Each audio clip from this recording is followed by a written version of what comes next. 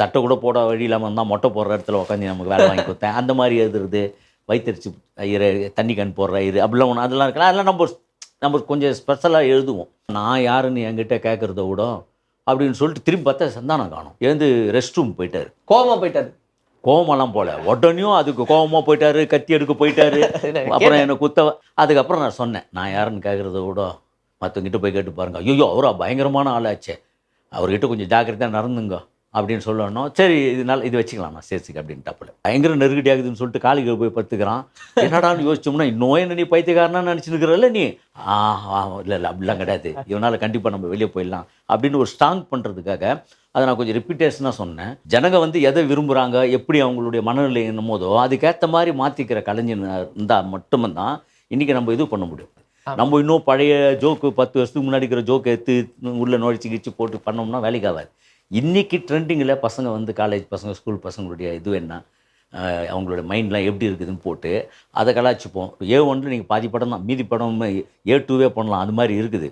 ஆனால் கிளைமேக்ஸ் இல்லை, அது வேறு விஷயம். இதுக்கு முன்னாடி நம்ம அது மாதிரி ஒரு குணச்சித்திரம் குனி வச்சு குத்துறோம், அது மாதிரி எதுவுமே பண்ணதில்லை.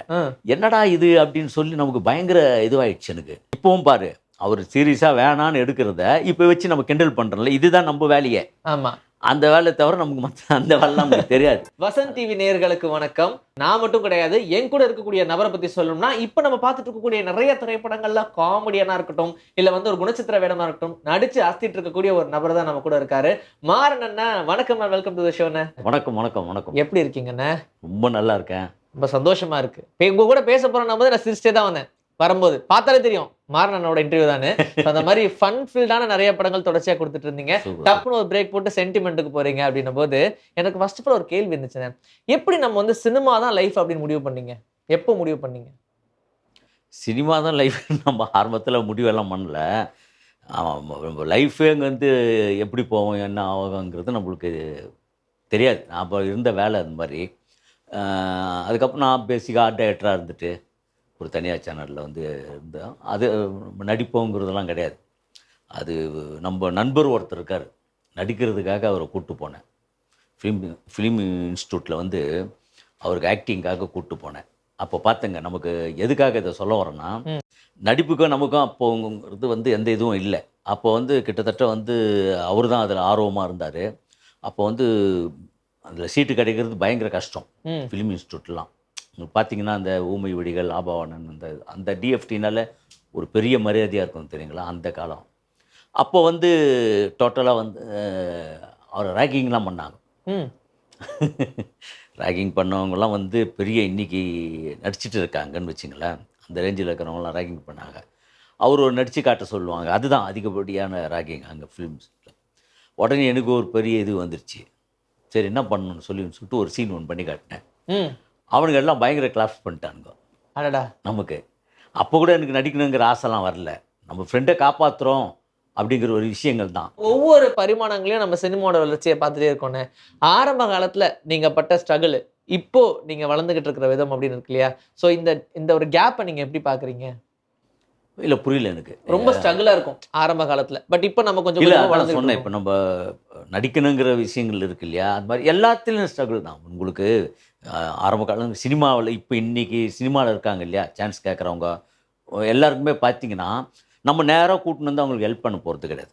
புரியுதுங்களா?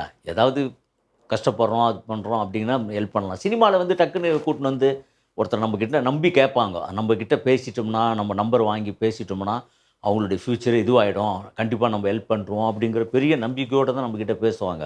நம்ம இது மாதிரி எவ்வளோ பேர்கள் நம்ம தாண்டி வருவோம் இல்லையா, எல்லாரையும் நம்ம பிடிச்சிக்கிட்டு நம்ம இது பண்ண முடியாது. நான் எல்லாருக்கும் சொல்லும் போது தான், நீங்கள் ட்ராவலிங் தான். அவங்க வந்து ஒவ்வொரு ஆஃபீஸாக போய் மெனக்கடுறது தான். அதில் தான் அவங்க டஃப் தெரியும். ரொம்ப பேர் வந்து என்ன பண்ணுவாங்கன்னா அதில் அவ்வளோ மெனக்கட மாட்டாங்க. இப்போ நான் வந்து ஒரு சினிமா லேட்டானது காரணம் அதுக்கு இதெல்லாம் பார்த்திங்கன்னா, நான் சென்னையில் இருக்கிறேன்னு வச்சுங்களேன்.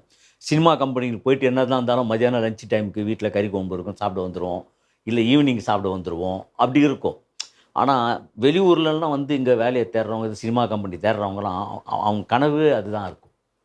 24 hours வந்து அவங்களுடைய கனவுகள் ஓடி ஓடி உழைக்கிறது, படம் டைரக்ஷன் பண்ணுறது, கொள்வது எல்லாமே ஃபுல் எய்மாகவே இருக்கும்.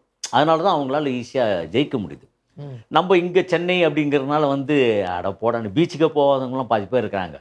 அதெல்லாம் போய் கிராமத்தானா அதை போய் வேடிக்கை பார்த்துன்னு பீச்சுக்கு அப்படின்னு முன்னாடி இருந்தது எப்போ இப்ப எப்படி இருக்கு? அதுதான் கேட்குறேன். அந்த மாதிரி இருக்கிறவங்களாம் இருக்காங்க, நிறைய பேர் இருக்காங்க. அது அது மிகப்பெரிய பொக்கிஷமான விஷயம் அதுங்கெல்லாம். சூப்பர். நம்ம வந்து அதெல்லாம் மிஸ் பண்ணுறது தான். நட்பு வட்டாரங்கள்லாம் பயங்கர ஸ்ட்ராங்கா இருக்கணும் சினிமா பொறுத்த வரைக்கும். ஏன்னா அவங்க தான் நமக்கு ஒரு உந்துகோல்னு வச்சுக்கோங்களேன். அப்படி உங்களுடைய வட்டாரங்கள் எந்த அளவுக்கு ஸ்ட்ராங்? நட்புங்கிறது வந்து பேசிக்காக ஸ்கூல் ஃப்ரெண்ட்ஸ் இருக்காங்க இல்லையா, அவங்களது இன்னும் வரைக்கும் நமக்கு ஃப்ரெண்டாக இருக்காங்க.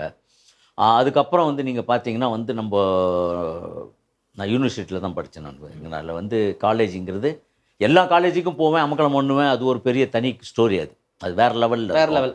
அதுக்கப்புறம் பார்த்தீங்கன்னா நான் இன்னி வரைக்கும் சொல்கிற விஷயங்கள் என்னென்னா, நம்மளுடைய ஒர்க்கு வந்து இப்போ ஒரு கதை டிஸ்கஷன் பண்ணுறோம், ஸ்கிரிப்ட் பண்ணுறோம், அது உட்காந்து பேசினே இருக்கிறவங்களுக்கு வந்து கிட்டத்தட்ட வந்து ஸ்கூல் காலேஜுடைய லைஃப் வந்து கண்டினியூ பண்ணுற மாதிரி சில பேருடைய லைஃபுங்களில் சில பேருக்கு தான் அமையும். அது நீங்கள் பார்த்தீங்கன்னா வந்து இதில் பயங்கரமான கஷ்டங்கள்லாம் இருக்குது.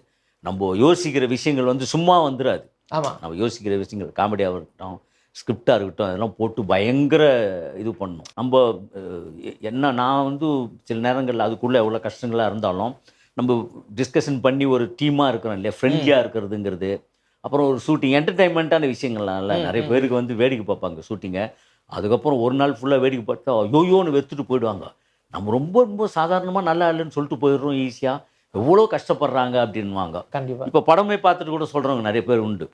பாவம் எவ்வளோ மெனக்கெட்டுருக்காங்க, கஷ்டப்பட்டுருக்காங்க, இன்னும் கொஞ்சம் அந்த இடத்துல கொஞ்சம் அப்படிங்கிற அளவுக்குலாம் வந்துட்டாங்க. இந்த இடத்துல இந்த சாங்கு கொடுமைக்கு என்னன்னா எல்லாரும் ரிவ்யூ பண்றாங்கண்ணே.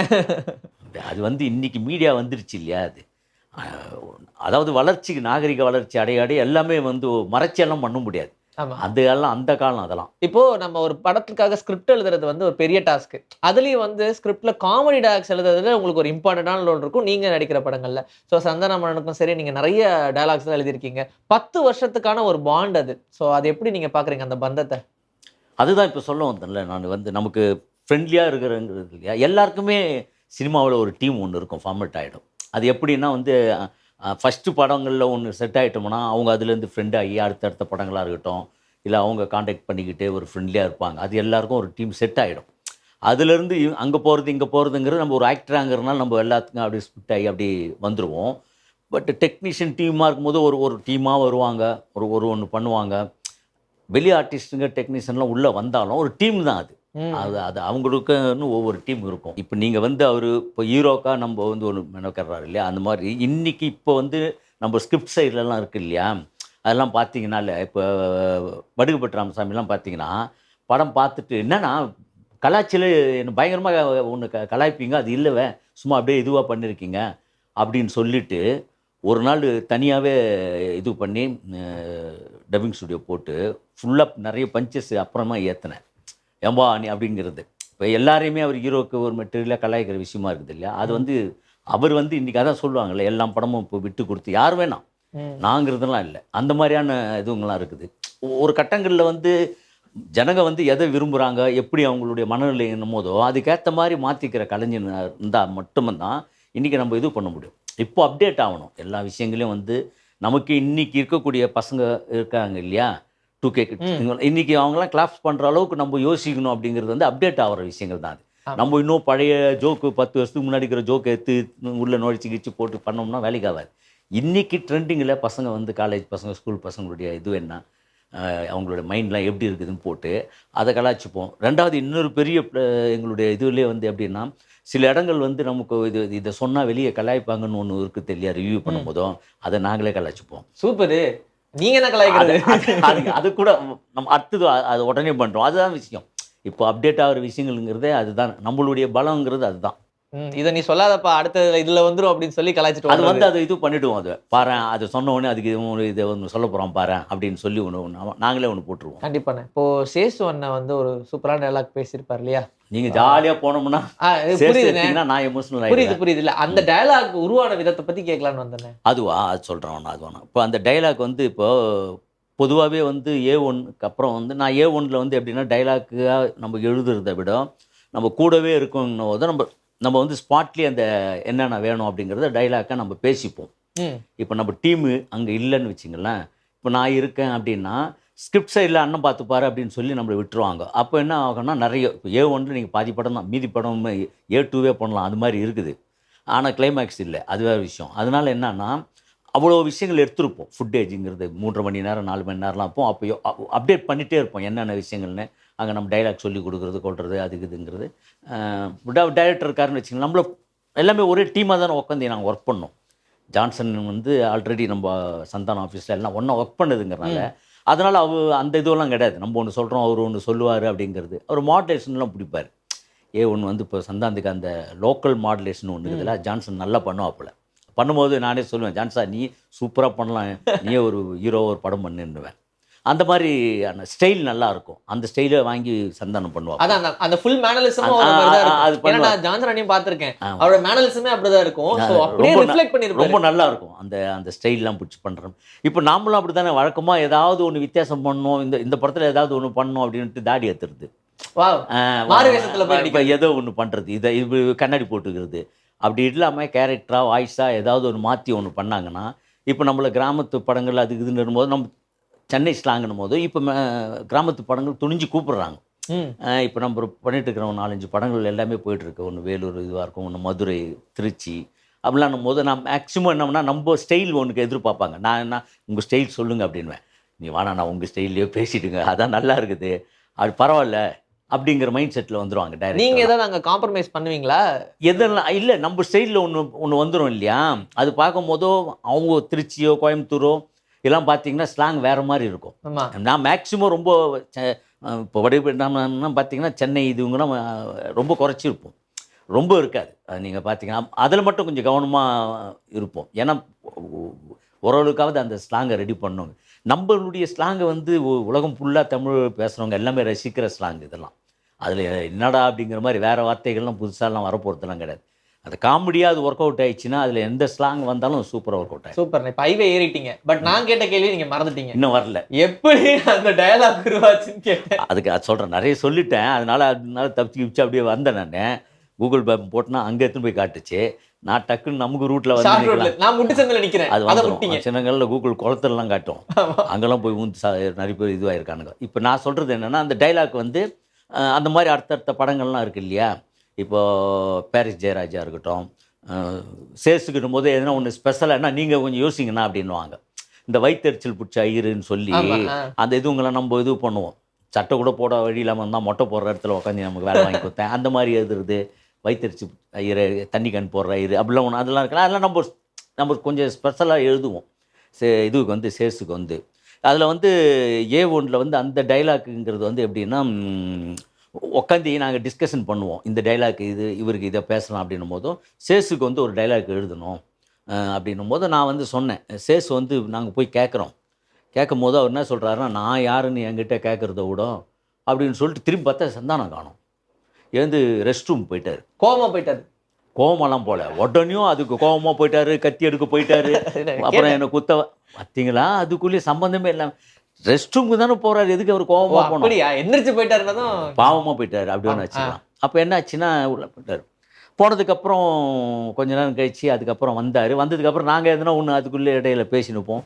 பேசி டக்குன்னு அது விட்டுட்டோம். அதுக்கப்புறம் ஒரு அரை மணி நேரம் கழித்து, அண்ணா நீங்கள் சேஸை பற்றி எதுவும் சொன்னீங்களேண்ணா அப்படின்னா போல. அது மட்டும் கேட்கலன்னா அந்த டைலாக் போயிருக்கும். போயிடுச்சு. இந்த மாதிரி நிறைய கட்டாயம் இருக்கும்ல, வந்திருக்காது இந்த டைலாக்குங்கிறதுன்னு. அதுக்கப்புறம் நான் சொன்னேன், நான் யாருன்னு கேட்குறத விட மற்றவங்கிட்ட போய் கேட்டு பாருங்க. ஐயோ அவரா பயங்கரமான ஆளாச்சே, அவர்கிட்ட கொஞ்சம் ஜாக்கிரதையாக நடந்துங்க அப்படின்னு சொல்லணும். சரி இது வச்சுக்கலாம் நான் சேஸுக்கு அப்படின்ட்டாப்புல. இது என்னன்னா ஜஸ்ட் மிஸ். இதெல்லாம் நாங்கள் எப்போவுமே டைலாக்குங்கிறலாம் ஒன்று பண்ணும் போதும் அதை பயங்கரமாக சொன்ன அடம் பிடிக்கிறது, இல்லை இது நல்லா இருக்கும் அப்படின்னு சொல்லி இது பண்ணுறங்கிற இதுவே இருக்காது. அடுத்த கட்டு தூக்கி போட்டு வேற ஒன்று யோசிப்போம். அது உண்மையிலே நல்லா கூட இருக்கும், சொல்ல முடியாது. பட்டு நான் சொல்லிட்டேன்னு அதுவும் நீ சொல்லக்கூடாது, சொல்ல முடியாது. அதான் அப்போ உங்களுக்கு வந்த டைலாக் எப்படி அமைஞ்சது?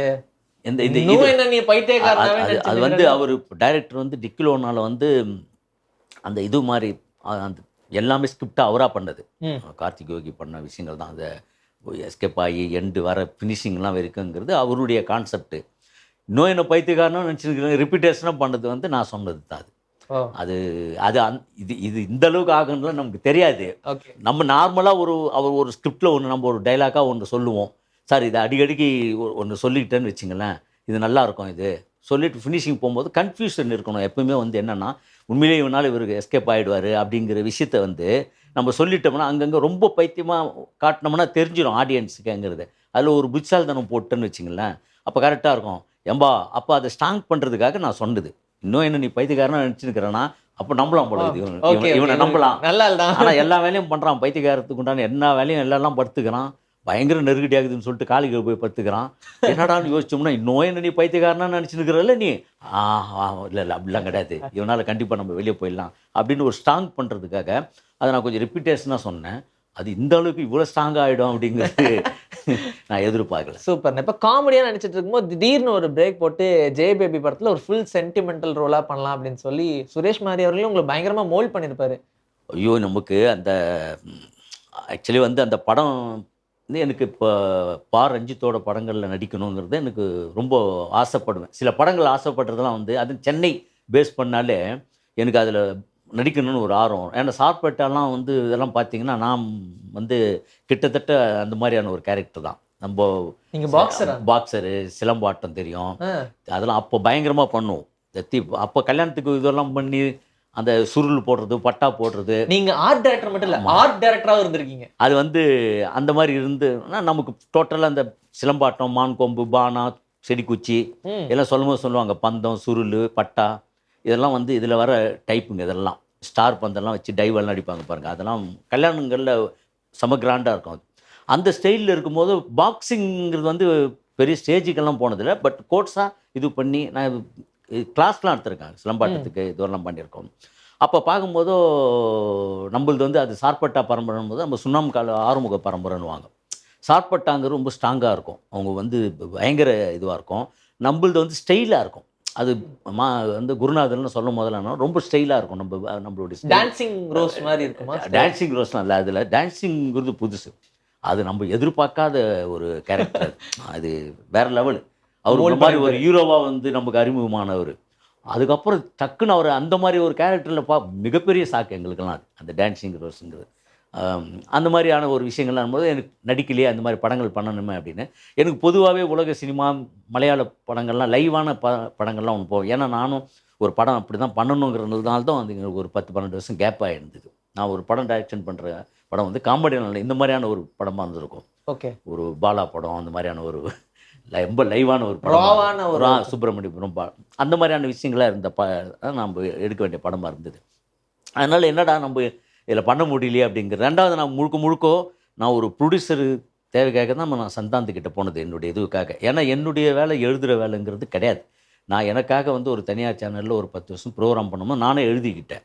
அவ்வளவுதானே தவிர மற்றபடி நான் பண்ணுற படங்களாக இருக்கட்டும், இல்லை டிவி ஷோ, நாடகங்கள் எதுவாக இருந்தாலும் என்னுடைய டைலாக்குகளாக இருக்கும்.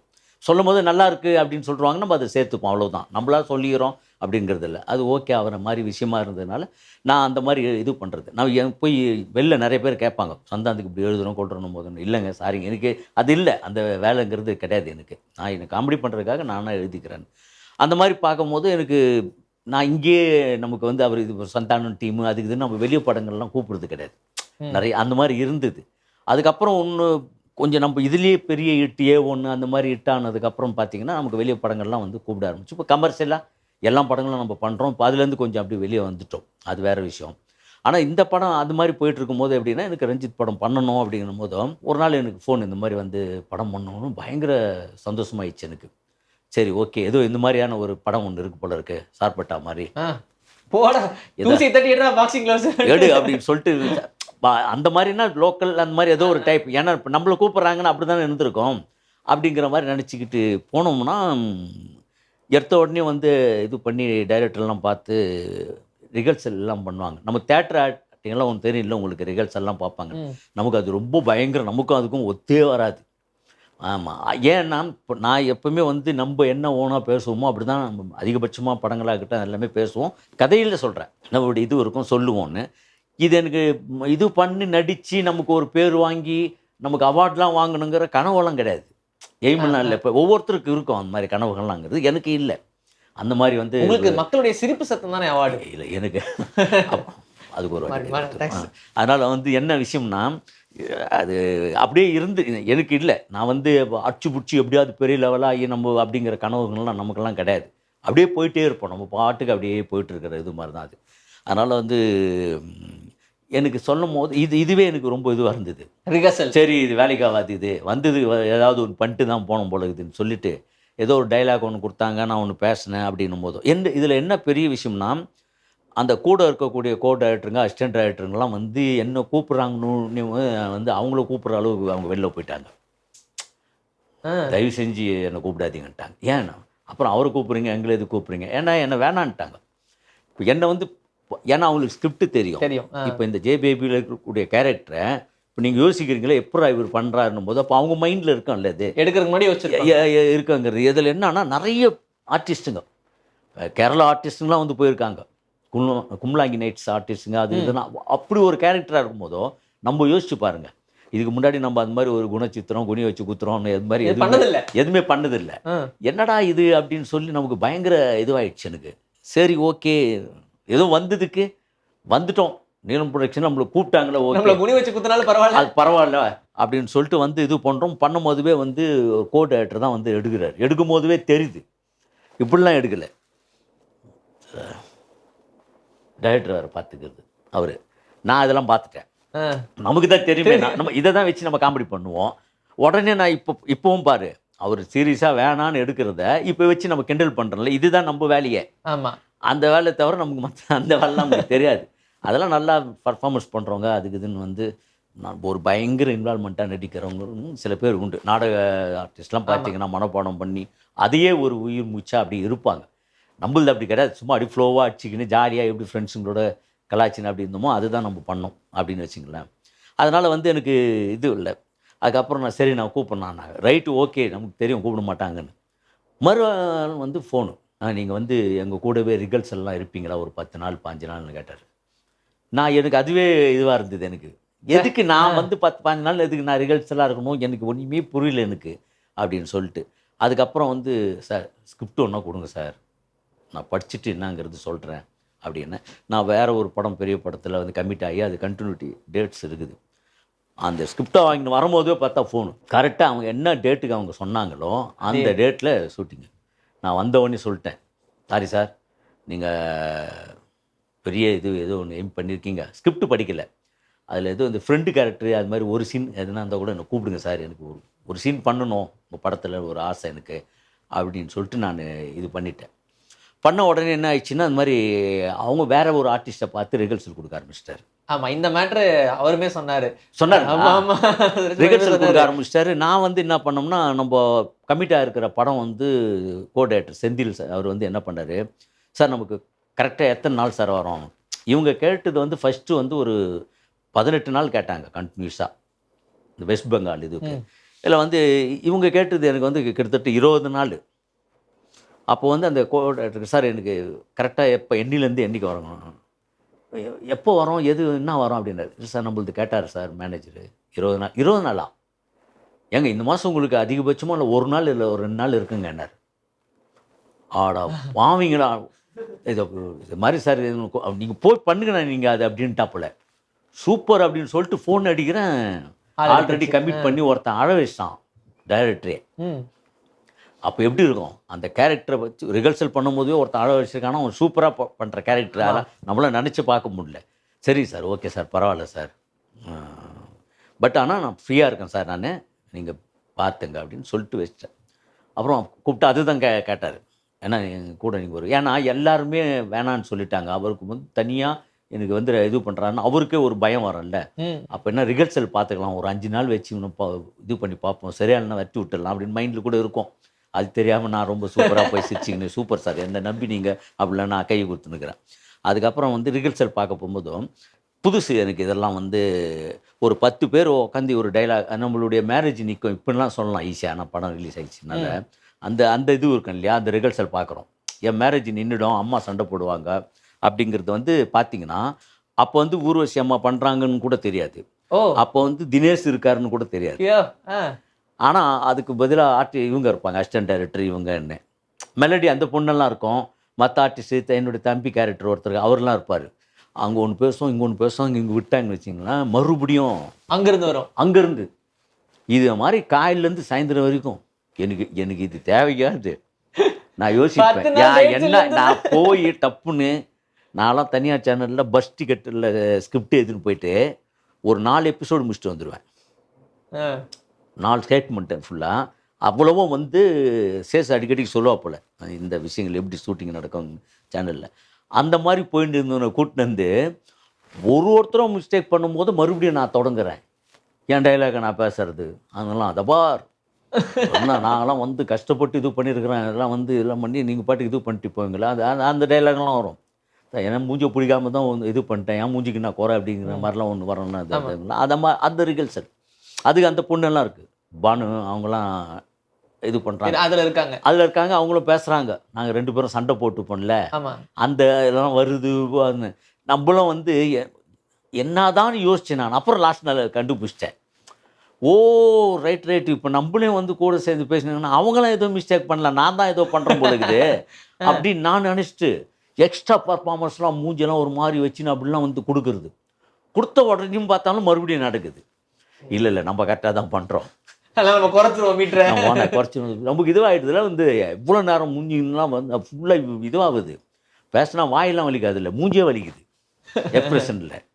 புரியுதுங்களா? நமக்கு ரொம்ப சரிப்பட்டு வராது இது அப்படின்னு சொல்லிட்டு ஒரு என்ன பிடிக்காம ஒரு விஷயம் பண்ணுறது விஷயம் இருக்கு இல்லையா? அது இப்போ நடிக்கணும் அந்த மாதிரி பண்ணணுங்கிறவங்களுக்கு அது ஒரு பெரிய விஷயம் அது.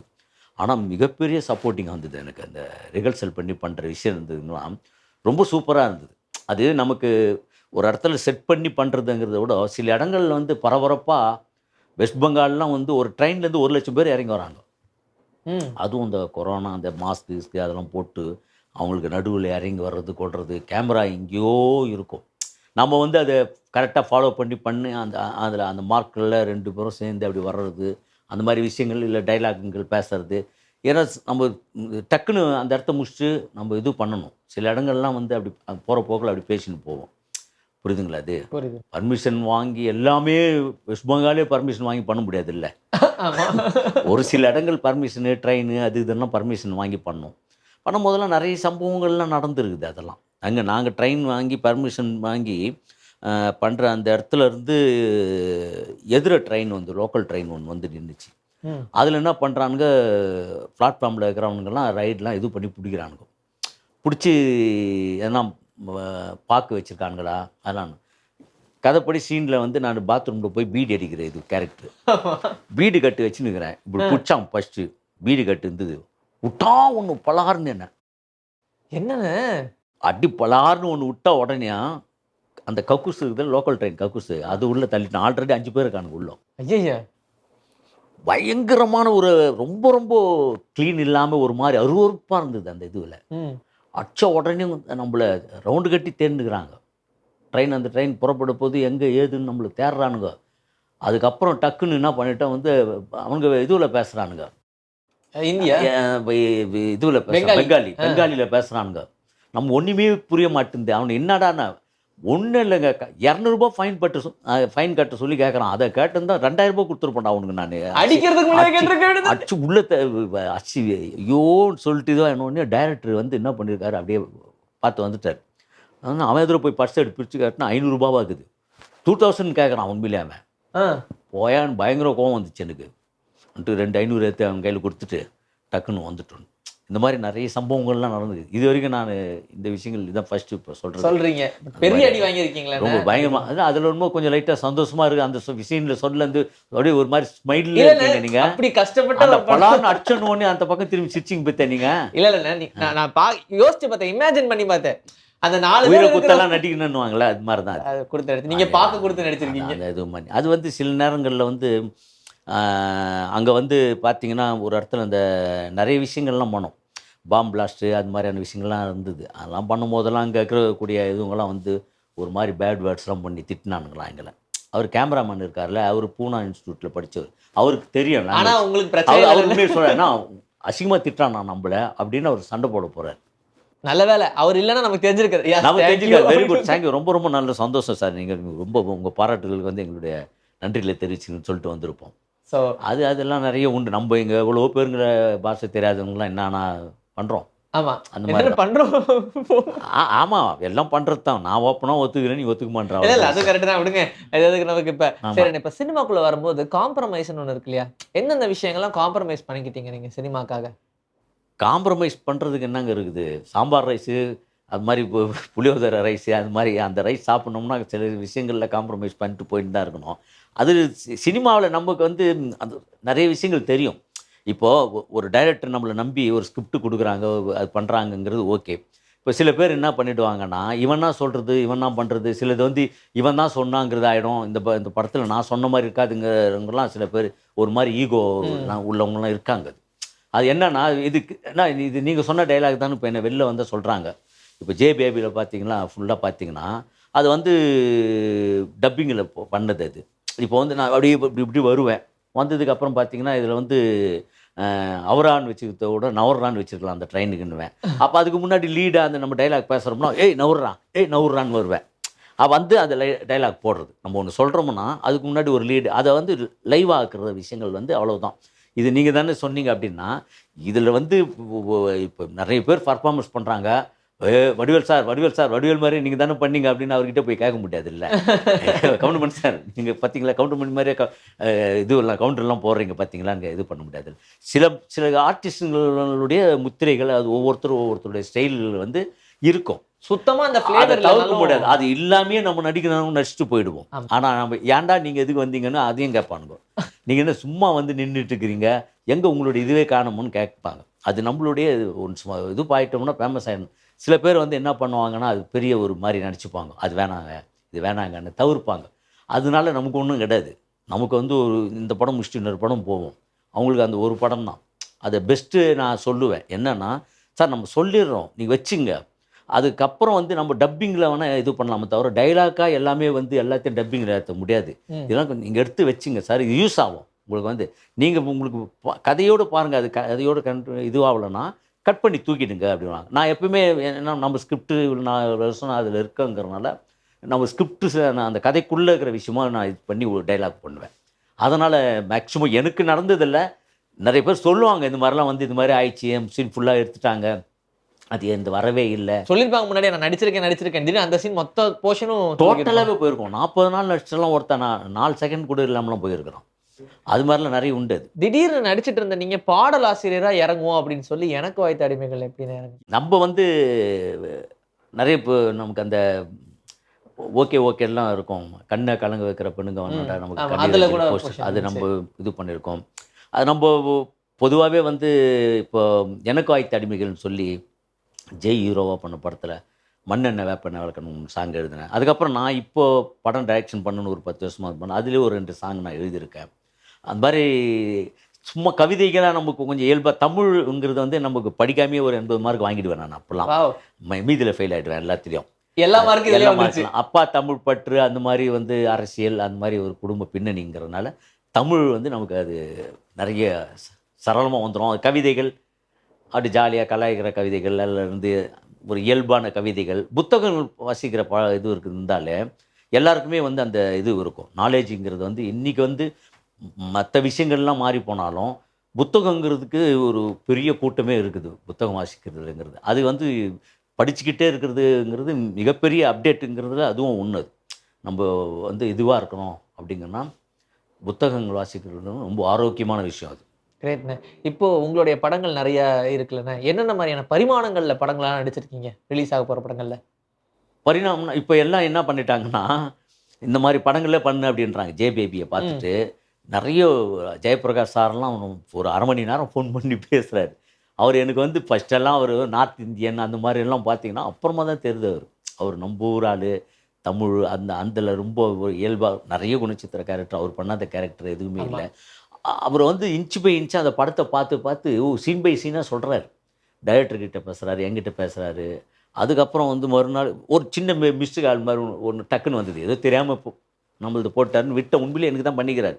அவரு என்ன நெனச்சுட்டாரு, என்ன டிஸ்டர்ப் பண்ணக்கூடாது. நான் என்ன நெனச்சுட்டேன், ஏதோ தெரியாம போட்டாருன்னு நெனச்சேன். அவரு வந்து பாபி சிம்ஹா இருக்காரு இல்லையா? ஆமா. அவரும் படம் பார்த்துருக்காரு. நான் பேசணும்னு சொல்லி பேசினாரு. அதுக்கு மறுநாள் ஒரு 1/2 மணி நேரம் பேசுறாரு. ஆஹா! சார் எனக்கு ரொம்ப ரொம்ப சந்தோஷம் சார் எனக்கு. டைரக்டருங்களுக்கு தினமும் வேற மாரியான விஷயங்கள்லாம் இருக்குது. எனக்கு பொதுவாவே வந்து இது ஒரு படம் அல்ல பாடம் அப்படின்லாம் போடுவாங்க நிறைய இதுங்கெல்லாம். நான் நினைப்பேன் எதுக்கு பாடம், அது தனியாக ஸ்கூலில் பண்ணிக்கலாம், படமே எடு அப்படின்னுவேன் நான். இது சொல்கிறது தான் அது வந்து அதெல்லாம் நம்ம தான் இது பண்ணுவோம், கிண்டல் பண்ணுறது வந்து வாய வயசு இல்லைன்னுவாங்க, வயசு எதுக்கு விட வாய் இருந்தால் போதாதா அப்படின்னு. அது மாதிரி டோட்டலாக வந்து எனக்கு எது பாடம் என்ன எதுன்னா நமக்கு தெரியல, இது ரொம்ப ஓவராக வந்து இதுவாக இருக்கும் அப்படிங்கிற மாதிரி. ஆனால் இப்போ தான் தெரியுது, நிறைய பேர் பேசும்போது எல்லாருமே எல்லார் வீட்லேயும் ஒரு ஜேபேபி, எல்லார் வீட்லேயும் நம்ம கேரக்டர் ஒரு செந்திலுங்கிற ஒரு கேரக்டர் அப்படிங்கிறது கம்பல்சரி. ஒன்று அம்மா இல்லைன்னா அண்ணன் இந்த மாதிரி இருக்கிறாங்கன்னும் போதோ எல்லாருமே அது அந்த நடுத்தர குடும்பத்துலேருந்து நம்மள மாதிரி ஒரு கேரக்டர் சந்திச்சிருக்காங்கங்க. அதில் மிகப்பெரிய விஷயம் என்னன்னா, அவர் டைரக்டருக்கு அவருக்கு அனுப்புகிற பதிவுகள் அதெல்லாம் மெசேஜ் எல்லாமே என்னன்னா, பேசாத அம்மா கிட்ட பேசுகிறாங்க, பேசுறேன். ஆமாங்க. அப்புறம் பேசாத அண்ணன் கிட்ட பேசுகிறாங்க. உங்க படம் பார்த்ததுக்கு அப்புறம் தான் அது வந்து சொல்கிறாங்கன்னும் போது எனக்கு அப்போ தான் ஐயோயோ நம்ம ஏதோ ஒன்று பண்ணிட்டு, அதாவது நம்மன்னா இயக்குனர் ஏதோ ஒரு பண்ணிட்டு இருக்காரு. அதனால் வந்து பல குடும்பங்கள் வந்து ஒரு மாதிரி உறவுகளை வந்து மேம்படுத்துகிற விஷயங்கள்லாம் ஆகுது. அது உண்மையிலே வந்து நம்ம ஒரு நல்ல ஒரு படைப்பில் நம்ம இருந்துக்கிறோங்கிற மிகப்பெரிய மனநிறைவு எனக்கு இந்த இங்க படம். நீங்க சொன்னது அப்படியே மாத்தி போடலான்னு. எப்படி இப்போ அது? இந்த ஒரு படம் நிறைய பேருக்கான பாடம் அப்படின்னு. இல்லை அதுதான் சொல்ல வந்தேன். அந்த பாடங்கிறது நம்ம சொல்கிறாங்களே அது உண்மை. இதுதான் வந்து உண்மையிலே பெரிய பாடம் அது. ஒரு 2 மணி நேரம் படம் பார்க்குறோமா, போனோமா, சிரிச்சோமா, வந்தோமா, ஜாலியாக கவலைகளை மறந்து இருந்தோமா, நம்ம எல்லாம் பயங்கர கவலையை மறக்க தான் போகிறோங்க அப்படின்னு தான் சொல்லுவாங்க அது. பட் நான் தான் சொல்லுவேன், என்கிட்ட அப்படி அதில் எனக்கு உடன்பாடுலாம் கிடையாது. 2 மணி நேரம் கவலை வந்துட்டு மறுபடியும் 2 மணி நேரம் கழிச்சு கவலைப்பட அதெல்லாம் வந்து அப்படி கிடையாது. சில விஷயங்கள் சிந்திக்க வைக்கிறது, யோசிக்க வைக்கிறது, நம்மளுடைய நினைவுகளை தூண்டுற விஷயங்களா இருக்கட்டும், எல்லாமே எவ்வளோ இம்பேக்ட் பண்ணுது. ஒரு பாட்டு வந்து நம்மள வந்து இது பண்ணலையா அது. நம்ம திசை அப்படியே ஒரு நம்மளுடைய பழைய காதல், அது இல்லை பழைய குடும்பங்களை நினைவுபடுத்துகிற விஷயங்கள்லாம் வந்து ஏதோ ஒரு ரூபத்தில் வந்து நமக்கு வந்து அதை இது பண்ண வைக்கிறது இல்லை, மறுபடியும் நினைவுகளை நினச்சி பார்க்குற அளவுக்கு ஒரு விஷயம் பண்ணுது இல்லையா. ஒரு திருப்தி, எனர்ஜி, ஒரு விஷயங்கள் தானே இது. நீங்க இப்போ இந்த மாதிரி தான் படம் பண்றீங்களா இல்ல காமெடி? இல்லை என்னன்னா, சார் இதே மாதிரி படம் பண்ணுங்க சார் அப்படின்னு எனக்கு நான் அதான் சொன்னேன் பாருங்க. இப்போ ஒரு நம்ம டைரக்டர் இருக்கார் இல்லையா, சுரேஷ் மாதிரி சார், அவருடைய கோ டைரக்டர் தான் நம்மள வீடியோலாம் எடுத்தார். அவர் ஒரு படமே பண்ணி முடிச்சிட்டாரு. அவருடைய இன்னொருத்தர் கோ டைரக்டரும் அவரும் படமே பண்ணி முடிச்சிட்டாங்க அவங்களாம். ஆக்சுவலி வந்து சாருடைய படம் முதல்ல வரணும் அப்படிங்கிறதுக்காக வெயிட்டிங்கு. ரெண்டாவது அதுவும் நீலம் ப்ரொடக்ஷனில் குரு சோமசுந்தரம் இருக்கார் இல்லையா, அவர் ஹீரோவாக வந்து ஒரு படம் வந்து ஒரு புது கான்செப்ட். அது வந்து அது இப்போ ஜே பேபி மாதிரி அது ஒரு புது கான்செப்ட்டு. அதில் வந்து நான் இந்த அளவுக்கு ஃபுல்லாக இல்லாமல் ஒரு கேரக்டர் ரோலாக பண்ணியிருக்கேன். அது வந்து ஒரு நட்புங்கிறதுலாம் இல்லை. அந்த அந்த படங்கள்ல இருந்து நான் வந்து அதனுடைய அசிஸ்டன்ட் டைரக்டர்லாம் ஒரு சீன்னாலும் நான் போய் பண்ணுவேன். அது வந்து நமக்கு வந்து அந்த ஒரு சீன் இருந்தாலும் நமக்கு அதில் ஒரு முக்கியத்துவம் இருக்கும், அது நமக்கு இருக்கும். அது இல்லாமல் கூப்பிட மாட்டாங்க. அது இன்னொரு கோ டைரக்டர் தான் ஒரு சீன் இருந்தது, அது வேணான்னு அவரே தவிர்த்துட்டாரு. நான் சொன்னேன் பரவாயில்ல நான் பண்ணுறேன், இல்லை வேணாம். ஒரு சீன் 4 சீன் கிட்ட வரும். அது நீங்கள் இவ்வளோ பெரிய கேரக்டராக ஒரு படம் பண்ணி இருக்கீங்க, இது வேணாம் அப்படின்னு சொல்லி அவரே தவிர்த்துட்டாரு. இது வந்து ஒரு இதில் இம்பார்ட்டண்ட்டாக இருக்கும். ஒரு அந்த கதையாக நீங்கள் பார்க்க போகும்போதோ இந்த ஜே பேபி மாதிரி அதுவும் ஒரு பெரிய பேசக்கூடிய படம். நிறைய பேர் திருந்தக்கூடிய விஷயங்களுக்கெல்லாம் இருக்குது இல்லையா, அதுக்கு உண்டான கதையாக வந்து இருக்கும். காமெடியா பாட்டில் ராதான்னு சொல்லி ஒரு படம். பாட்டில் ராதா காமெடியா என்னென்ன படங்கள்? வெறும் காமெடியாங்கிறது நிறைய இருக்குது, வந்துட்டே இருக்கு. இப்போ எனக்கு இப்போ கிட்டத்தட்ட வந்து ஒரு 8 படமே டப்பிங் பண்ணி ரிலீஸ் ஆகிறதுக்கு ரெடியாக இருக்குது. எல்லாம் வந்து ஒரு பெரிய படங்கள் சின்ன படங்கள் இல்லாமல் பொதுவாகவே இருக்குது. இப்போ ஒரு 6 படம் போயிட்டுருக்கு ரன்னிங்கில். ஆனால் நீங்கள் ஒரு கேரக்டர் ஆர்டிஸ்டா ஒரு காமெடி ஆர்டிஸ்டா எப்படி டிட்டர்மைன் பண்ண விரும்புகிறீங்க? இல்லை நான் காமெடி ஆர்டிஸ்ட்டுங்கிறது தான் இது பண்ணுது. எல்லாருமே வந்து அது ஓகே நல்லா இருக்குது, பார்த்தா சிரிப்பு வருது, பேசினா சிரிப்பு வருதுன்னு பரவாயில்ல ஒத்துக்கிறதுனால சரி நானும் காமெடி ஆர்டிஸ்ட்னு ஒத்துக்கிட்டேன் வச்சுங்களேன். அந்த கேரக்டராக வந்து என்னை எப்படி கூப்பிட்டாங்கன்னு நான் அதுதான் பேசினேன். இதுக்கு எப்படி என்னை கூப்பிட்டாங்க அப்படின்னு. முழுக்க டைரக்டர் வந்து எப்படின்னா கேரக்டராக வந்து ஒரு உருவ அடையாளமாக வரும்போது அவங்க அண்ணனுடைய சாயல், சிம்டம்ஸு, அந்த மாதிரி விஷயங்கள்லாம் வந்து நான் காமெடியாக அவர் பார்த்துருக்கிறாரு. அண்ணனை வந்து ஒரு காமெடியாக வந்து நம்ம பண்ணுறோம் இல்லையா, நிறைய விஷயங்களில் நம்ம எல்லா கேரக்டரும் எடுத்து பண்ணுவோம்ல, அது அப்போ அண்ணன் கேரக்டருக்கு சரியாக இருக்கும் அப்படின்னு சொல்லி அவர் ரொம்ப பயங்கர கான்ஃபிடென்ட்டாக இருந்தார் நம்ம மேலே. அது வந்து நான் என்ன பண்ணிட்டோம்னா, நம்மளும் வந்து இப்போ நம்ம இருக்காங்க இல்லையா, ஜே பேபியாக இருக்கட்டும், செந்திலுங்கிற கேரக்டர் எல்லார் வீட்லேயும் ஒருத்தர் இருக்க மாதிரி நம்ம வீட்லேயும் இருக்காங்க. அதனால் என்னென்னா அந்த மாதிரி தாண்டி வந்திருப்போம். நடைமுறையில் நம்மளே நிறைய விஷயங்கள் வந்து என்ன பண்ணிப்போம், நமக்கு அறிவு ரீதியாக வந்து சில விஷயங்கள் தெரியாத தப்பு பண்ணிட்டோன்னு அதுக்கு ஒரு இது ஒன்று வச்சுருப்போம். உண்மையிலேயே வந்து அன்னைக்குடைய சென்ஸில் நம்ம அந்த மாதிரி ஒரு கேரக்டராக தாண்டி வந்திருக்கலாம். நிறைய விஷயங்கள்லாம் வந்து நமக்கு தெரியாது. ம். அந்த மாதிரி இல்லை பார்த்துருக்கலாம். நிறைய விஷயங்கள் பக்கத்திலே பழகிருக்கலாம். இல்லை நட்பு அது இதுன்னு இருக்கும். அப்படி இருக்கும்போது என்ன ஆகும்னா வந்து சரி நம்மளை நம்பி ஒரு பெரிய பொறுப்பு அவருக்கு இருக்குது. அதை நம்ம பண்ணணும். எந்த விதத்திலயும் நம்மளுடைய ஒரு காமெடி, பாடி லாங்குவேஜோ, காமெடி இதுவோன்னு நான் டைலாக் அவர் காமெடியாக பேசுங்கன்னு சொல்லி சொன்னார். அப்போ கூட பேசல. அந்த ஒரு 3 சீன் ஏன்னா இதில் என்ன ஒரு காமெடியாக பேசுங்கன்னாரு. என்ன சார் நீங்களே இப்படி சொல்கிறீங்க எடுத்துன்னு வந்துட்டு எனக்கு ஆடிஷன்லாம் கொடுத்துருக்கீங்களே. நீங்கள் எல்லாம் கொடுத்துட்டு இல்லைண்ணா நீங்கள் அண்ணன் தம்பிங்களாம் வந்து கதைப்படி ஒரு 3 பேரும் ஒன்றா இருக்கிற சீன் இந்த சீன் தான். மாடியில் உட்கார வச்சுட்டு பேசுகிறாரு. நீங்கள் என்ன ஒரு ஜோக் அடிங்கன்றாரு. இது என்னடா அது புதுசாக இருக்குதுன்னு அதுதான் சொன்னோம். பொறி வைக்க போனால் காற்றடிக்குது, வெள்ளம் வைக்க போனால் மழையாகுது, ரெண்டும் பிசைஞ்சு பொறி உருண்டை வைக்க போக வேண்டியதானே அப்படின்னு இருப்பேன் இல்லையா. அது சும்மா தான் போட்டேன். அது பார்த்தீங்கன்னா அதுதான் டீசரில் வருது, படத்துலேயும் வந்துடுச்சு. சும்மா தானே போட்டேன். நம்ம சில விஷயங்கள்லாம் எல்லாம் சொல்லுவோம் தெரியுமா, இதெல்லாம் வராது, இதெல்லாம் இது பண்ணாது, அப்படி அது மாதிரி தான். சும்மா உங்க மன திருப்திக்காக சொல்றாங்கன்னு நினைச்சிங்களா? ஆமாம், நான் உண்மையிலேயே அதை நான் எடுத்துக்கல. ஏன்னா ஒரு கேரக்டராக ஒன்று பண்ணிட்டு திடீர்னு அது எப்படி அது உள்ள நம்மளுடைய கேரக்டரை வந்து திடீர்னு இப்போ செந்திலா மாறிட்டீங்க. செந்திலா மாறினதுக்கு அப்புறம் மறுபடியும் மாறணும் தூக்கின்னு வந்து வெளில விட்டா வந்து அவன் என்ன பண்ணுவான்? அவன் மறுபடியும் செந்தில் அழிச்சு விட்டு மாறணும். அந்த குழப்பம் இருந்தது. யாரும் அதுதான் சொல்கிறோம் பாருங்க. அதுதான் டீசர்லேயே வந்தது அந்த டைலாக்கு, படத்துலேயும் வந்தது. என்னென்னா கதைப்படி பார்த்தீங்கன்னா 3 அண்ணன் தம்பி, அதான் 3 பேரும் நாங்கள் ஒன்றா இருக்கக்கூடிய இடம் அதுவும் அதான் வந்திருக்கும். ஒரு சந்தோஷமா அதுக்கப்புறமே எதுவுமே இல்லையா கதைப்படி. அதுக்கப்புறம் அந்த ஒன்றுக்கு அப்புறம் மறுபடியும் சண்டைகளாக வரும், மறுபடியும் எண்டு தான் நம்ம இதுவாகும். அதனால் அந்த மாதிரியான விஷயங்கள் தான் அது. சூப்பரான ஒரு விஷயத்தை வாங்கிட்டீங்க. சூப்பர்ண்ணே. இப்போ ஒரு நடிகர்னு சொல்லும் போது இன்னொரு நடிகரை ஒரு நடிகரால் ஈஸியாக ஜட்ஜ் பண்ணிட முடியும். அப்படி இவர் ஒரு கேரக்டர் ஆர்டிஸ்டாக இருந்தாலும் இவருடைய நடிப்புக்கு நான் அடிமைப்பா அப்படின்னா எந்த ஒரு நடிகரை நீங்கள் சொல்வீங்க?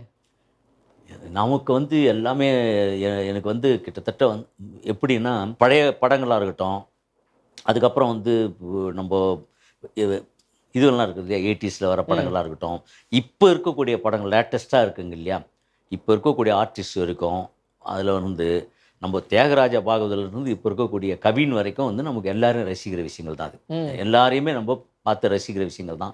பிடிக்காது அப்படிங்கிற விஷயங்கள் வந்து எதுவுமே கிடையாது. ஏன்னா எல்லாருக்கும் ஒரு நடிகரை பிடிக்கணும் அப்படிங்கிறது வந்து கிடையாது. ஒவ்வொருத்தருடைய மனநிலையில் வந்து ரொம்ப சூப்பராக நமக்கு பிடிச்ச நடிகர் அவங்களுக்கு பிடிக்காமல் இருக்கும், அவனுக்கு பிடிச்ச நடிகர் நமக்கு பிடிக்காமல் இருக்கும். அந்த மனநிலைங்கிறது எல்லாருக்குமே உண்டு. அதில் வந்து சில பேர் வந்து நிறைய பேரெல்லாம் காணாமல் போயிருக்காங்க. நல்ல சூப்பர் குணமாக இருக்கும், உருவம் வேறு மாதிரி இருக்கும், அது பேசுகிற பேச்சு ஒரு மாதிரி இருக்கும். அப்போ அதெல்லாம் பார்க்கும்போது என்ன ஒரு ரொம்ப ஒரு மாதிரி இரிட்டேட்டிவாக இருக்குது, அவனை பார்க்க முடியல அப்படின்னு சொல்லலாம் அவாய்ட் பண்ணியிருப்பாங்க. ஆனால் ரொம்ப தங்கமான பையனெல்லாம் இருப்பான். சொல்கிறேன் அந்த மாதிரி ஒரு குணம் வேறு, முகம் வேறு, உருவம் வேறு, பேசுகிற பேச்சுகள் வேறு. இங்கே அதெல்லாம் மீறி இன்றைக்கி ஒருத்தரை பிடிக்குது அப்படின்னும் போதோ மக்களுடைய மனநிலைகள் வந்து மாறுபட்ட விஷயங்கள். அது எல்லாருக்கும் என்ன பிடிக்காமல் இப்போ நிறைய பேர் இருப்பாங்க. அதை நம்ம உணரணும். அது எல்லாருக்கும் என்ன பிடிக்கும் அப்படின்னு நினச்சிக்கிட்டு நாம் தான் அப்படிங்கிறது திமுறை அடைஞ்சேன்னு வச்சிங்களேன், பின்னாடி வச்சு துப்பிட்டு போயிட்டே இருப்பானுங்க. அது வந்து நமக்கு வந்து இது. ரெண்டாவது நம்ம வாழ்கிற வாழ்க்கையில் வந்து என்ன விஷயம்னா மெயினாக வந்து நம்ம ஜாலியாக ஒருத்தர் இது பண்ணுறோம், ஃபண்ணுக்காக ஒன்று பண்ணுறதுங்கிறது வேற. இல்லை ஒரு மாதிரி பிடிக்காத மாதிரி ஒன்று பேசுவாங்க தெரியுங்களா, அது ஒரு மாதிரி ஐயோ அப்படின்ற மாதிரி இருந்துட்டாங்கன்னா அப்படி ஒரு வாழ்க்கையில் நம்ம இருந்துடக்கூடாதுன்னு நான் நானே பல முறை நினச்சிப்பேன். நம்மளை அந்த மாதிரி ஒரு மாதிரி பின்னாடி கூட நம்மளை கேவலமாக பேசிடக்கூடாது. அந்த மாதிரி பேசுகிற நிலைமைக்கு நம்ம வந்துட்டோம்னா நம்ம செத்துடணும்னு நினைப்பேன் நான். இப்போ இடையில கவின் ஒரு பேர் வந்துச்சு, அவரோட ஸ்டார் படம் வந்து உருவாகிருக்குன்னா அதில் நீங்கள் ஒரு நல்ல கேரக்டர் பண்ணியிருக்கீங்க. இந்த படம் ஃபர்ஸ்ட் ஆஃப் ஆல் எப்படி இருக்குது? ஏன்னா எந்த படம் எடுத்தாலும் ஃபர்ஸ்ட் டைரக்டர் வந்து உங்களுடைய ஃபேஸ் தான் பார்ப்பாங்களாமே, இவருக்கு எப்படின்னு பார்ப்போம். ஏன்னா இவர் ரியாக்ஷன் எனக்கு வந்து இப்போ நீங்கள் இப்போ ஜே பேபிக்கு அப்புறம் அந்த படம் வந்ததுன்னா எனக்கு ஒரு நல்ல நேம் இருக்கும். எனக்கு எப்படின்னா அது வந்து ஒரு சொல்லும் போதுவே ஒரு சின்ன கேரக்டராக சொன்னார். எனக்கு கவினுங்கிறது வந்து நான் நிறைய பேர்களை வந்து நம்ம தெரியும், அவங்க நாளைய பெரிய லெவலில் வருவாங்க அப்படிங்கிறது சில படங்கள்லாம் சில பேருக்கு அப்படி தானே உத்தரவாதம் வரும். இப்போ நான் ஒரு காமெடி பண்ணி அதில் ஹிட் ஆயிடுச்சுன்னா அதுக்கப்புறம் தான் நம்ம தொடர்ந்து நமக்கு படங்கள்லாம் வருது. அந்த மாதிரி கவினுங்கிறது வந்து இப்போ நமக்கு பெரிய பழக்கம்லாம் கிடையாது. ஆனால் படங்கள் பார்க்கும்போதுவே தெரியும். அந்த வந்து டாடா அப்படிங்கிற படம் பார்க்கும்போதுவே இவர் அடுத்தடுத்ததில் நல்லா வருவார் அப்படிங்கிறது சினிமா நம்ம இயக்குனரோ டெக்னீஷியனாக எல்லாமே இருந்திருக்கணும் போது ஒரு பெரிய இது. அதனால் அந்த படத்தில் அதுவும் வந்து இளன் பண்ணுறாரு அப்படின்னும் போது அவங்க அப்பாவோட நடிச்சுன்னு காமெடியை ஃபுல்லாக அவரை ஜாலியாக கலாச்சிக்கின்னு அவங்க அப்பா பாண்டியன் சார் நான் வந்து இளன்கிட்ட அடிக்கடி சொல்லுவேன், இந்த கதையில் வந்து நானும் யோகியும் இருக்கோம், அங்கே போய் ஒருத்தரை கலாய்க்கிற ஒரு படம் ஒன்று மிஸ் மேகின்னு ஒரு படம், அதில் போட்டு அந்த வீட்டுக்கு போனால் இவர் தான் இந்த ஃபேமிலி தான் இருப்பாங்க, எங்களுக்கு வேறு இதுவும் கிடையாது, நாங்கள் எதனா ஜாலியாக பேசுவோம் அப்படின்ட்டு பாண்டிய சாருக்கே வந்து நிறைய சொல்லுவார். அவர் பர்சனலுடைய லைஃபுக்கெல்லாம் அதெல்லாம்னு அவங்க அப்பாவுடைய இது தான் இந்த படமே சொல்லுவார். நம்ம இளன்னு வந்து சொல்லும்போதும் எனக்கு வந்து இது பண்ணும்போதோ கவின் வந்து பார்த்தீங்கன்னா எனக்கு ஒரு நம்ம நடிக்க போயிட்டோம் ஒரு நான் ரொம்ப ஒரு சின்ன கேரக்டர் தான் பண்ணியிருக்கேன். எனக்கு நான் வந்து என்ன பண்ணுவார், வருவார், வந்ததுக்கப்புறம் ஒரு சீன் அங்கே நிற்கிற மாதிரி ஒன்று இருக்கும். ஓகே அப்படின்ட்டு கை கொடுப்பாரு. ஆ. இப்போ எங்களெல்லாம் ஷூட்டிங்லாம் எப்படின்னா 12 மணி 2 மணி இருக்கும் போது 10 மணிக்கு முடிச்சாங்கன்னா எங்களை மாதிரியான ஒரு ஹாப்பியை வந்து இது எல்லா நடிகர்களும் அனுபவிச்சிருப்பாங்க. சில நேரங்களில் 2 மணி டு காலையில் 6 மணி வரைக்கும்லாம் போயிருக்குது. அது பயங்கர கடுப்பாக இருக்கும் அது. அதுவும் அந்த ஷாட்டு கூப்பிட்ற வரைக்கும் காலையில் வந்துட்டு நைட்டு கூப்பிட்ற வரைக்கும் கேரவுண்ட்லேயே உட்காந்துருக்கணும்னா எவ்வளோ நேரம் ஃபோன் ஒன்று இருக்கும் நடிச்சுக்கிட்டே இருந்தா கூட தெரியாது. நடிச்சுட்டே இருந்தால் கூட தெரியாது. சும்மா உக்காந்துட்டே இருக்கணும்னா அப்படியே ரொம்ப கடுப்பாக இருக்கும். காஸ்ட்லி ஜெயில் தான். அதுக்கு வந்து அப்போ என்ன ஆச்சுன்னா இந்த மாதிரி வந்து கவின் வந்து இருக்கும்போதோ ஒரு சின்ன கேரக்டரை பண்ணும்போதோ அப்படியே ஒரு மாதிரி இருந்தார். என்ன ஒரு பெருசாக இது பண்ண மாட்டார். வரும்போதெல்லாம் நல்லா தானே வந்து கட்டிப்பிடிச்சி இதெல்லாம் பண்ணி பயங்கரமாக பேசினார். இப்போ ரொம்ப ஒரு மாதிரி இருக்கிறாரு. நான் கூட ரொம்ப ஓவராலாம் பேசலையே அப்படின்லாம் பண்ணும்போது என்னன்னா அவர் சின்ன சின்ன இடம் இப்போ என் கூட இருக்கிற இடங்கள்லாம் ரொம்ப ஒரு நார்மலான இடமா இருந்தால் கூட பயங்கர இன்வால்மெண்ட் ஆகுறாரு. அதுக்கப்புறம் என்னுடைய சாட்டு முடிஞ்சு அன்றைக்கி கேட்க வெட்டும் போது வேறு லெவலில் ஃபன் பண்ணுறாரு. ஜாலியாக நம்ம அடுத்தது ஃபுல் ஃபன்னாக ஒரு படம் பண்ணுவோண்ணா அப்படின்னு சொல்லி பேசுகிறாப்புல. ஆனால் அந்த சாட்டு கிட்டுன்னு வரும்போது ஒரு மாதிரி பெரிய இது போதுமே. ஒருத்தர் ஃப்யூச்சரில் வந்து பெரிய லெவலில் வளர்கிறதுக்கு உண்டான மெட்டீரியல் வந்து இருக்கு. சும்மா ஏதோ வந்தோம் நடிச்சோம் கிடிச்சோம் அப்படிங்கிறலாம் இல்லாமல் நான் பார்க்குற எவ்வளோ பேர்கள் நம்ம தாண்டி வரோம் இல்லையா, அதில் வந்து பெரிய விஷயம் அது. அதனால் வந்து படம் எப்படி வந்திருக்கு? படம் வந்து தான் நேற்று ஒரு இளன் கிட்ட ஒரு 1/2 hour பேசிட்டு இருந்தோம். அவரே ஃபோன் பண்ணி ஒரு விஷயம் ஒன்று சொன்னார். அதுக்கு இடையில் வந்து என்னன்னா இந்த மாதிரி சொல்லிட்டேன் நான். ட்ரெய்லரில் வந்து இந்த அளவுக்கு எமோஷ்னல் ஆகுறாங்கன்னா நம்ம எவ்வளோ பார்த்துருப்போம். ட்ரெய்லருங்கிறது வந்து ஏதோ சூப்பர் சஸ்பென்ஸ் கதை ஒன்று சொல்ல போகுது, ஏதோ பயங்கர ஆக்ஷன் இருக்குது இதில், ஐயோ செம்ம சென்டிமெண்ட் ஆகுது அப்படிங்கிற மாதிரி விஷயம்லாம் இருக்கும். பயங்கர ஃபீல் ஆக வச்சிச்சிங்க ட்ரெய்லரை. நான் சொல்கிறேன் அவர்கிட்ட, என்ன நீங்கள் ட்ரெய்லரே இப்படி பண்ணிட்டீங்களே அப்படின்னு. ஏன்னா நான் பண்ணுற ஒரு 2-3 சீன்களில் படத்துங்களில் இருக்கும்போதுவே நமக்கு தெரியும் அது எந்த அளவுக்கு இம்பேக்ட் பண்ணும் அப்படிங்கிறதுன்னு. அதுவும் நம்ம சினிமாங்கள்லாம் இருக்கிறோம் இல்லையா, வாய்ப்புகள் அது இதுன்னும் போது மோஸ்ட்லி எல்லாருமே எல்லார் லைஃப்லேயும் ஏதாவது ஒரு நோக்கி போகணும், அதில் நிறைய சிக்கல்கள் அதெல்லாம் வந்து இருக்குது எல்லாருக்குமே. வரும்போதும் எல்லாருக்குமே அந்த படம் வந்து ஒரு டச்சிங்காக இருக்கும். நான் சொல்லிட்டேன், அது சும்மா ஒரு இதுக்காகலாம் சொல்லலை, நிச்சயமாக இந்த படம் வந்து வேறு லெவலு அப்படின்னு சொல்லிட்டேன் நான். அவர் வந்து பயங்கர இது. அது அவர் இன்டர்வியூவில் நம்மளை பற்றி நிறைய சில பேருக்கு தான் அதெல்லாம் வந்து சொல்லுவாங்க. நம்ம இதுவுக்காக சொல்கிற விஷயங்கள் இருக்குது. எல்லாருமே எல்லா படமும் சூப்பர் படம் தான். அதனால் வந்து இதுவெல்லாம் கிடையாது. எல்லாருமே நம்பிக்கையோடு தான் இருக்காங்க. பட் இது வந்து ரியாக்ட் வந்து இதுதான். அந்த ட்ரெய்லர் வந்த உடனே பார்த்தவங்க நம்ம பார்க்குறோங்க இல்லையா, இன்டர்வியூ அதெல்லாம் பார்க்கும்போது வேறு லெவலில் பண்ணிடுச்சு அது. அது அதுவே பிஆர் பிரேம காதலே வேறு லெவலாக இருக்கும் சாங்குங்கெல்லாம். அந்த அந்த அதுதான் சொல்கிறோம். அப்போ இப்போ அவர் ஒரு யூத்தாக ஒரு கதையாக ஒன்று பண்ணுறான்னு வச்சிங்களேன், அந்த கதைங்களில் நம்ம இருக்கிறோம், நம்ம ஒரு கேரக்டர் பண்ணுறோன்னும் போதுவே அந்த படம் வந்து எல்லாரோடும் கொண்டு வரும்போது நம்மளும் அதில் இருக்கிறோங்கிற சந்தோஷம். எனக்கு அதான் சொன்னேன், வந்தோடனே ஒரு 5 நிமிஷத்தில் பாயின்னுவார். எனக்கு என்ன விஷயம்னா, ஏன்னா அந்த படத்தில் நான் பாய். ஆனால் எனக்கு வந்து பயங்கர இதுவாக இருக்கும். சில படங்கள்லாம் ஐயோ விட்டா போதுன்னு ஓடும் இல்லைன்னா, ஐயோ நல்ல படமாக இருக்குது ஆனால் கம்மியாக இருக்குது நம்ம சீக்கிரம் போயிடுமோன்னு பயங்கர வருத்தம் இருந்தது. நான் அது அவர்கிட்டயே சொல்லுவேன். அவரும் என்ன பண்ண முடியும், அவர் வந்து இன்னும் இது இருக்குதுன்னா உங்களுக்கு அப்படிலாம் கிடையாது, அவ்வளோதாங்கிறது எங்கிட்ட சொல்லி தான் பண்ணார். ஆனால் அப்போ இந்த ட்ரெய்லருக்கு அப்புறம் எனக்கு பயங்கர சந்தோஷமாயிடுச்சு. ஆட பரவாயில்லடா, இந்த படத்தில் நம்ம ஒரு சின்ன சீன் வந்தாலும் போதும் அப்படி திருப்தியாகி நேற்று பேசிட்டு இருந்தேன். இப்போ இந்த ஜெய்பேபி படத்தில் ஃபேமிலிக்கான இம்பார்ட்டன்ஸ் எந்த அளவுக்கு கொடுத்துருப்பாங்க. ஆனால் நிஜமாவே சினிமாவில் அர்ப்பணிக்கிறவங்க பார்த்தீங்கன்னா சினிமாக்காக ஃபேமிலியை வந்து ஓரளவுக்கு பேலன்சிங்கே இல்லாமல் போகிறது. ஃபேமிலியை பார்த்துக்கவே முடியாது, சினிமாக்காகவே ஓடணும் அப்படின்ற மாதிரிலாம் இருக்கும் இல்லையா. உங்களுடைய ஃபேமிலியும் சினிமா எப்படி பேலன்ஸ் பண்ணிட்டு இருக்கீங்க? இல்லை, எனக்கு இப்போ சினிமா ஃபேமிலி அப்படிங்கிறது வந்து இப்போ இருக்கக்கூடிய விஷயங்கள் வந்து என்னென்னா மோஸ்ட்லி வந்து இப்போது எங்கன்னா ஊருக்கு போகிறோம் அது போகணும் போது ஃபேமிலியாக போயிடுவோம். அந்த மாதிரி இருக்கிறது. இங்கே சென்னைனா இங்கே உடனே எவ்வளோ நேரம்னாலும் வந்துடுவோம். இப்போ நைட் ஷூட் முடிச்சுட்டு வரோம்னு வச்சுங்களேன், காலையில் வந்து படுப்போம், எழுந்து டிஃபன் கட் ஆகிடும், வாக்கிங் போகிறது அதுக்கு இதுலாம் கொஞ்சம் கட் ஆகிடும். எழுந்தோம்னா மதியானம் சாப்பாடு அவ்வளோதான். அதுக்கப்புறம் மறுபடியும் நம்ம ஷூட்டுக்கு போய் ஆகணும் அப்படின்னும் போதும் அந்த மாதிரி கொஞ்சம் விஷயங்கள்லாம் கொஞ்சம் ரொம்ப ஃபீல் ஆகும். என்னடா எழுந்து காலையில் டிஃபன்லாம் சாப்பிட்டு மறுபடியும் ஆக்டிவாக இருக்க முடியாது. சில நேரங்கள்லாம் 2 மணி இருக்குன்னு சொல்லிட்டு காலையில் வரைக்கும் போவோம் ஷூட்டிங்கு. அதெல்லாம் ரொம்ப பயங்கர கஷ்டமாக இருக்கும், டயர்டாக இருக்கும். என்ன கிழமை என்ன தேதின்னு கூடலாம் தெரியாது, அப்படி இருக்கும். சில நேரங்கள்லாம் கன்ஃபியூஷனாக ஓடினேக்கிறது. ரொம்ப ரொம்ப பிஸியாக இருக்கிறவங்க இருக்காங்க இல்லையா, இன்னும் ரொம்ப பயங்கர பிஸியாக இருக்க போலகுன்னுவாங்க. அது அது பிஸி இல்லை, அது அது மிகப்பெரிய அந்த அதே நேரத்தில் ஒன்றுமே இல்லை, வேலையே இல்லாமல் வீட்டில் உக்காந்துங்கிற கஷ்டம்தான். பிஸியாக இருக்கிறோம் இல்லையா, அதுவும் கஷ்டம்தான். நமக்கு நிறைய விஷயங்கள் மிஸ் பண்ணிடுவோம். நல்ல ஒரு ஃபங்க்ஷன் இருக்கட்டும், இல்லை இதுவாக இருக்கட்டும், அதெல்லாம் நம்ம இது பண்ணிடுவோம். நம்ம என்ன பண்ணணும், திருப்தியாக வீட்டில் நீங்கள் போயிட்டு வாங்க அதுக்கு இதுன்னு சொல்லிவிட்டு நம்ம வேலை என்னவோ அதை பார்க்கணும். அது அதில் நிறைய விஷயங்கள் அதான். நீங்கள் சினிமாவில் எவ்வளோ பிஸியாக எவ்வளோ இதுவாக இருக்கிறோமோ, நிறைய இதுங்கள் நம்ம வெளியே வந்து நம்ம இயல்பு வாழ்க்கையை நம்ம தொலைச்சிருவோம். ஒரு நடிகனாக இருந்துட்டோம்னா ஒரு இது மாதிரி தான், ஷோகேஸ் பொம்மை மாதிரி தூக்கின்னு வந்து அப்படி இது காமிச்சிட்டு மறுபடியும் தூக்கின்னு வந்து வீட்டில் வச்சிடணும் அப்படிங்கிற மாதிரி தான் அது. லிமிட்டட் இது மாதிரி தான். நம்ம இறங்கி கேஷுவலாக நார்மலாக ரோட்டில் போகிற மாதிரி போயிட முடியாது. அங்கே போய் நின்றுக்கணும், ஒரு டீ சாப்பிட்டுக்கணும், உக்காந்துக்கணும், அதெல்லாம் பண்ண முடியாது. ஆனால் இதில் பெரிய விஷயம்னா, நம்ம ஒரு வெளியூருங்களுக்கெல்லாம் போகிறோம், இயற்கை சூழ்நிலாம் இருந்தாலும் அங்கெல்லாம் உக்காந்துக்கின்னு என்ஜாய் பண்ணிக்கின்னு 10 நாள் 20 நாள் என்னாலும் பரவாயில்ல. இந்த மேட்டுப்பாளையம், இந்த கோயம்புத்தூர், அதுக்கு இது டேமு கிமுன்னு அது கொஞ்சம் நம்ம வெக்கேஷன் தான் படத்தோட ஷூட்டிங்லேயே கூட்டு போயிடுறாங்க. அது அது ஒன்று இருக்குது, என்ஜாய்மெண்ட்டுங்கிறதுன்னு. எல்லாமே மாறி மாறி வரும். நடிகர்களுக்கு வந்து ஒரு ஸ்டார் வேல்யூபிளானாலும் உங்களுக்கு வெளியில் எவ்வளோ விஷயங்கள் வந்து எல்லாமே நம்மளை முன்னிலைப்படுத்தி இருக்கிறதில்ல. எல்லாமே விரும்புறதுக்கு காரணம், எங்கே போனாலும் நம்ம ஒரு அடையாளம் கண்டுபிடிச்சிட்டாங்க, நமக்கு ஒரு அங்கீகாரம் கிடைக்கிறது, நமக்கு கூட்டு உட்கார வைக்கிறது. ஆனால் சொகுசான சில கஷ்டங்கள் வந்து சில இனிமையான சில சொகுசான விஷயங்களுக்கு பார்த்து அட்ஜஸ்ட் பண்ணிக்க வேண்டியது தான். கிரேட். அந்த கஷ்டங்கள்லாம் அதில். ஒரு கேரக்டர் வந்து வெளியே எஸ்டாப்ளிஷ் ஆகணும்னா அதுக்கு எந்த அளவுக்கு ஹார்ட் ஒர்க் தேவைப்படும்னு? இப்போ ஒரு படத்தில் நடிக்கணும், நம்ம கேரக்டர் எல்லாருமே பேசணும் அப்படின்ற மாதிரி இருந்துச்சு. இப்போ வடக்குப்பட்டி ராமசாமி படத்தில் உங்க 3 பேருடைய கேரக்டரும் தனியாக வச்சு பேசலாம். ஒவ்வொருத்தருக்கு இப்போ சந்தானம்னா அவருடைய அப்பியரன்ஸு, உங்களுக்கு அந்த ஆக்டிவிட்டி, அவரது டான்ஸு அப்படின்ற மாதிரி ஒவ்வொன்றும் ஒவ்வொரு பர்டிகுலரான விஷயங்கள். இந்த மாதிரி ஒரு ஆர்டிஸ்ட்டுக்கு என்ன மாதிரி யூனிக்னஸ் தயார் பண்ணிக்கலாம் நடிக்கிறதுக்கு? அதுதாங்க அது.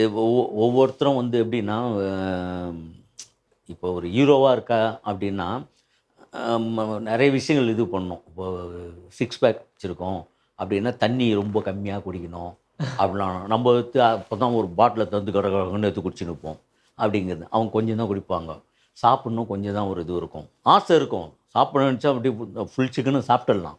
ஆனால் அப்படி இல்லாமல் கோழிக்கும் வலிக்காத மாதிரி கொஞ்சம் கொஞ்சமாக பிச்சு அப்படி சாப்பிட்றவங்க போதும், அந்த ரைஸ் எடுத்துக்கூடாது அப்படிங்கிறதுலாம் ஒன்று இருக்குது. அதாவது நடிப்புங்கிறதுக்காக தொழிலுக்காக சில வரைமுறைகள்லாம் வந்து பண்ணிக்கிறது இருக்குது. அதுலேருந்து ஹேர்லேருந்து உள்ளங்கால்லேருந்து இது உச்சி முடி வரைக்கும் கேர் பண்ணி ஆகணும்.